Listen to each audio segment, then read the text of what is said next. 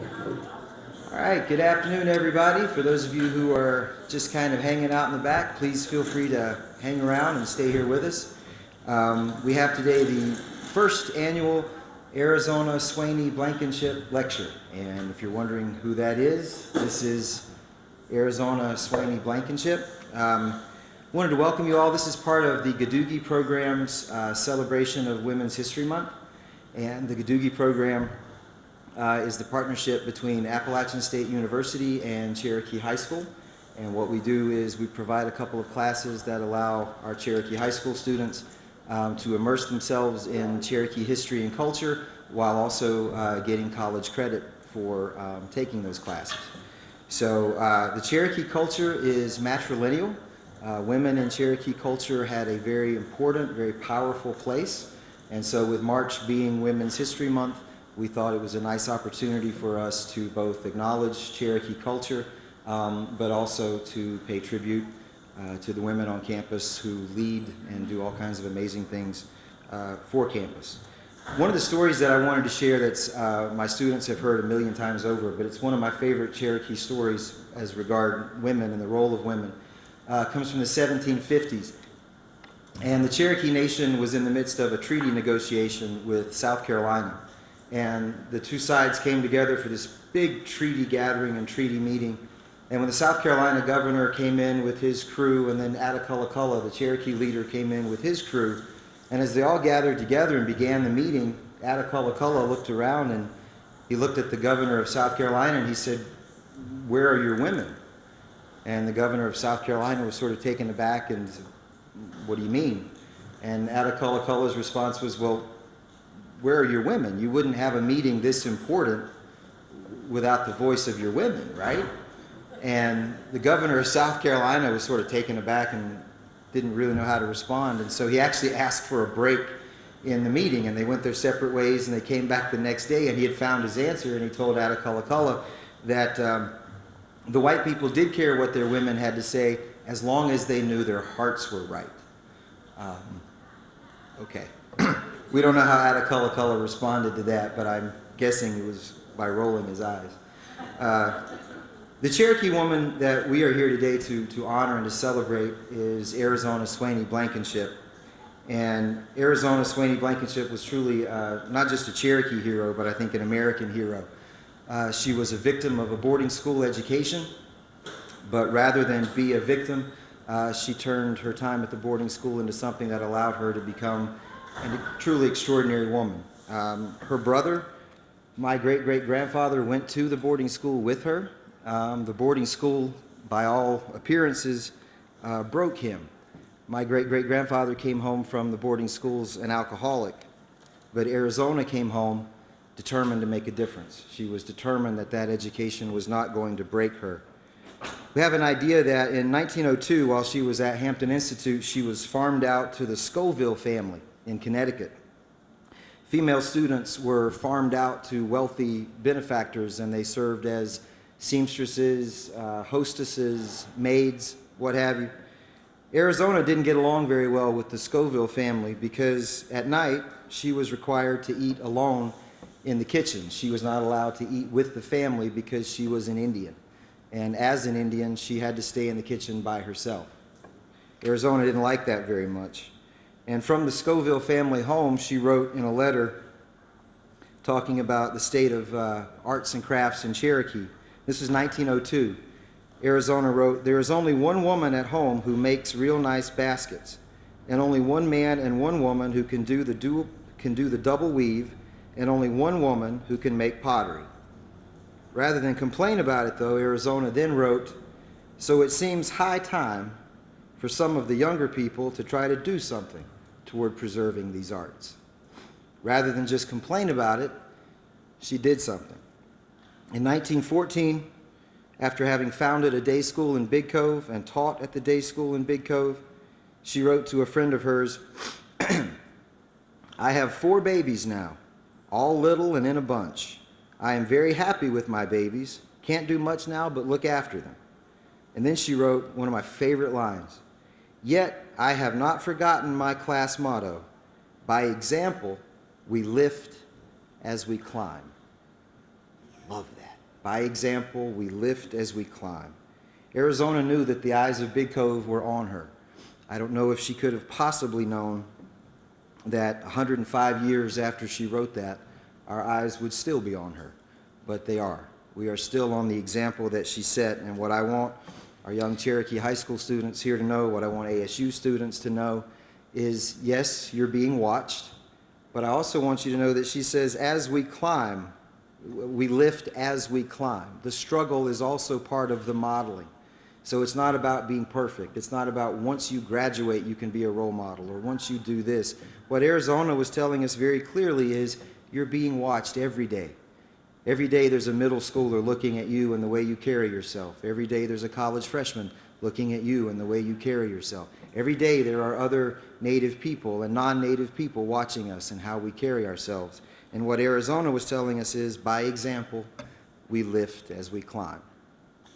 So 100 years later, we're still being inspired by this woman, by her work. And what I'm incredibly excited about today is our first ever speaker at the Arizona Swaney Blankenship Lecture is Arizona's great-granddaughter herself, who has carried on basket weaving and has carried on the family tradition of fighting for Cherokee culture and fighting to preserve Cherokee culture.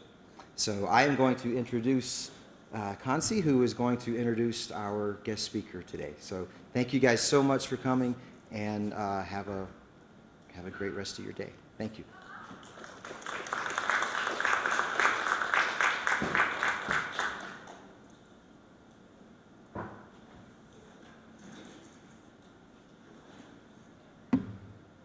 Sia Nagata, Kastahi Juskunahi, Gardi, Dagodoa, Kolanayi, Degoinashain. Hello everyone, my name is Consuela Blankenship Gardi, and I am from the Big Cove community, which is where Arizona spent most of her life. I'm the great-great-granddaughter of Arizona, and I'm going to introduce my Aunt Jane, Arizona Jane. Arizona Jane Blankenship attended North Carolina State University and received her Bachelor's of Arts in Business Management, and she graduated in 1979. I, many years later, received my bachelor's degree from NC State University in the year 2000, and our grandfather, Bob Blankenship, preceded us before that. She then attended Western Carolina University, where she achieved her Master's of Business Administration in 1984. She went on to serve as the realty officer and even acting superintendent of the BIA on the reservation. She served there for 12 years. She was then the benefits and compensation manager for the Eastern Band of Cherokee Indians for 8 years. She retired in 2015 after 20 years of service to her tribe. So if everyone would welcome my aunt, Arizona Jane Blankenship.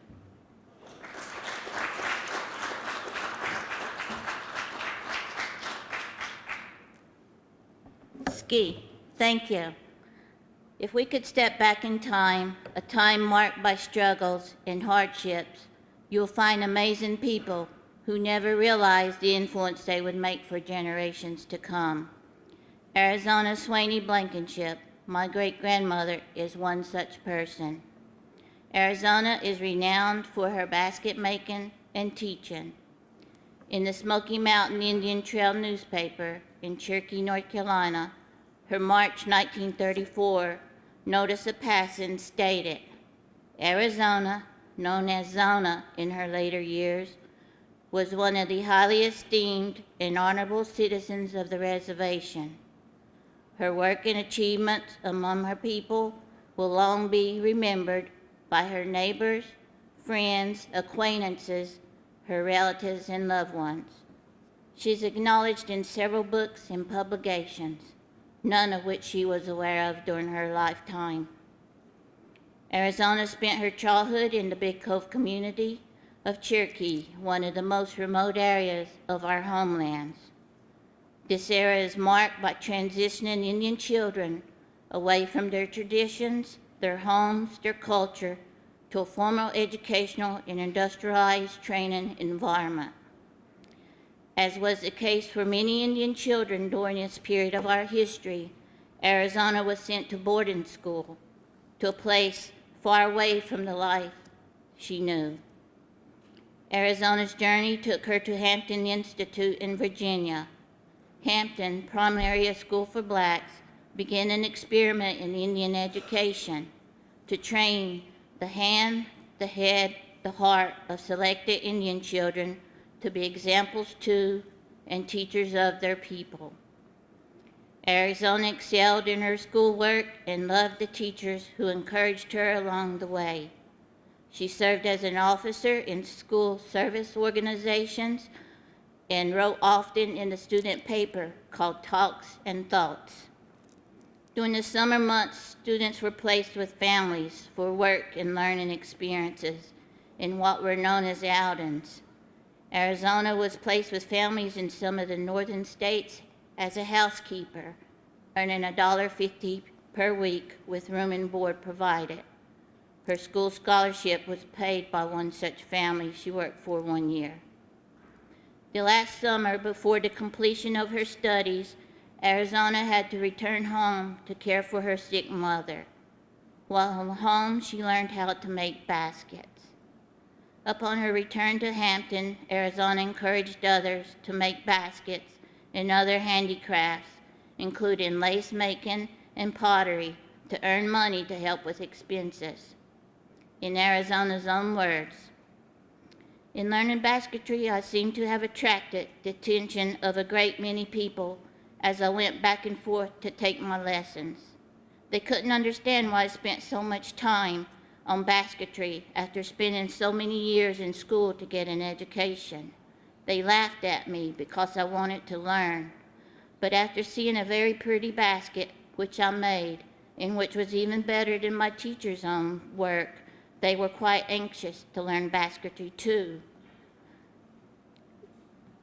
Even my teacher was anxious to make one as good as mine. So if we show an interest in this work, not only will it help others to want to do it, but it will help those who already know how to do it better. In teaching basketry here, I find that the girls are very fond of it and that they do excellent work. So it seems high time for some of the younger people to try to do something towards preserving the acts on different reservations, the acts of art and crafts." During the early 1900s, the boarding schools began to incorporate vocational schools with formal learning. After her graduation with a 4-year degree, Arizona was asked to teach basket making to the Hampton Indian students, and her occupation is noted as Professor of Indian Arts. In 1902, Arizona represented the Hampton Institute at the Friends of the Indians Mohawk Conference in New York, displaying students' baskets for sale and demonstrating her basket making also.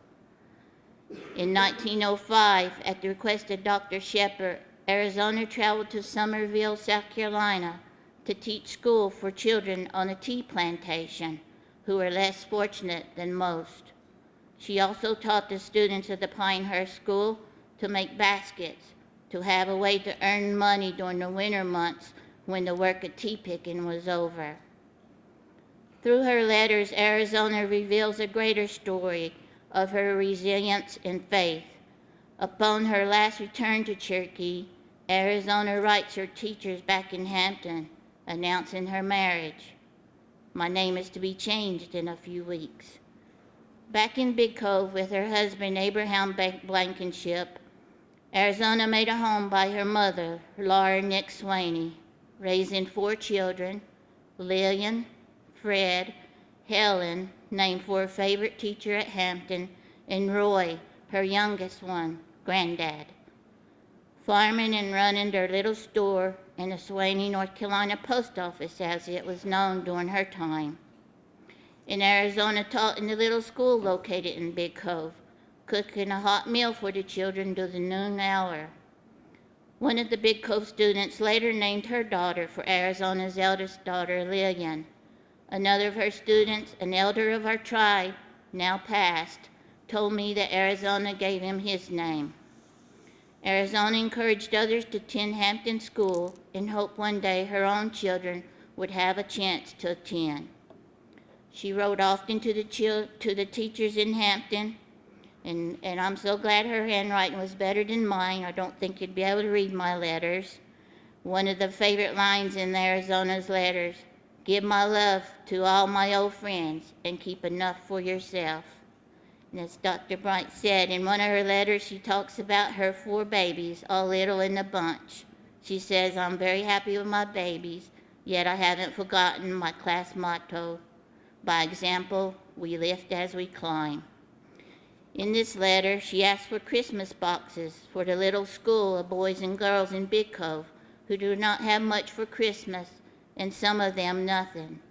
Another letter, thankful and grateful for the Christmas box, filled with pencils and books and mouth organs for boys, the harmonicas. She writes that James Mooney of the Smithsonian Institute in Washington, D.C. sent a Christmas box too, filled with books for the Swaney School Library he started. He asked Arizona to take charge of the library, which she says she is very glad to do. She writes it is very helpful to the community, and so is Mr. Mooney when here. He spent 3 summers with us, joined by his family a few times. Dr. Bryant has organized book drives with the students of Appalachian State University, and hopefully one day Arizona's library will become a part of the Big Cove community once more. We all face challenges on our paths, on our roads to education. I wrote a poem as a freshman at North Carolina State University that conveys these feelings. I tried to imagine the same held true for Arizona. It is called Off the Reservation. On my road to education, I wandered off the reservation. Into a whole new world I traveled, seeking a knowledge I knew not where. Things were strange and new for me as I arrived at my destiny. In despair, I cried out, Lord, help me to understand these ways that are so different from my homeland. The Lord sent an answer to me. Make the most of this diverse situation. Do it for you and for your people back on the reservation. So now my goal is to set an example for all, making my people proud of me. These things I remember so well as I continue my education, keeping in my head the knowledge I learned. So to the Indian people I will tell as I wander back to the reservation. Named for a basket maker, I felt I should learn to weave baskets in Arizona's honor. You never weave a basket on your own. A basket is woven by the many hands that help you along your way. There are several steps to making a basket. Gathering the river cane, preparing the splits, the dye pot, boiling over the flour for days with walnut, bloodroot, or butternut coloring the splits their unique shades. Weaving, sometimes many hours through the quietness of night, sometimes by the campfire, most often by yourself. Remembering as I weave one of my favorite sayings, every step you take is supported by 1,000 ancestors. Some baskets are not so good. Maybe your first. The one right here on the end is my first basket, my double weave. So others turn out great. The one in the middle is mine also. The one on the end, for some reason or another, they remain unfinished. Last year, my sister, Lori, started a Family Helping Family Day, a work day to help each other do chores we can't do by ourselves, followed by a picnic lunch. As Dr. Bryant noted, this is in Cherokee called Kadoogie, coming together for the good of all.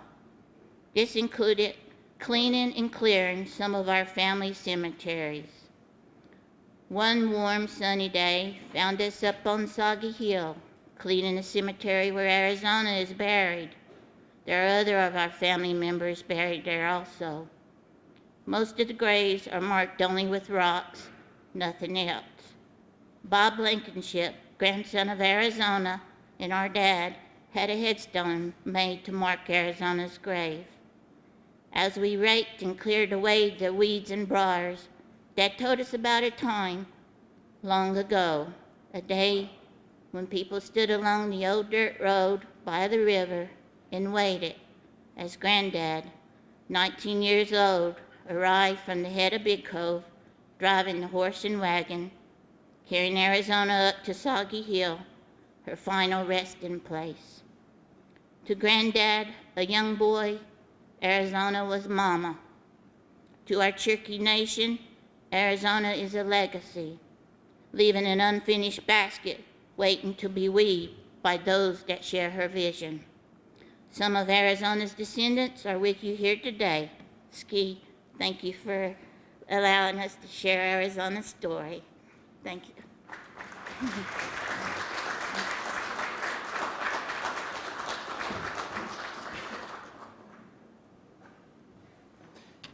Thank you so much. Thank you, everybody, for coming. Sorry, this is not emotion, this is allergies. It could be both. Thank you all for coming. I think whatever century, whatever decade, I think Arizona is a hero, whether you're Cherokee, whether you're Catawba, whether you're Seminole, whether you're non-native. For all of the elegance and the beauty that you see there, as you read her letters, she was also fearless. She was relentless. There are letters where she fires off a letter from Big Cove to Yellow Hill saying, we need a doctor. We need a doctor up here now. Our people are dying. The flu is coming through the community. Send somebody now. She's not particularly patient with the suffering of her people. And I think, again, I'll just leave you with, by example, we lift as we climb. So, in 100 years or more, if our picture was to be posted at a speech, what will they be saying about us? Have them say that you're fearless. Have them say that you're relentless for your people.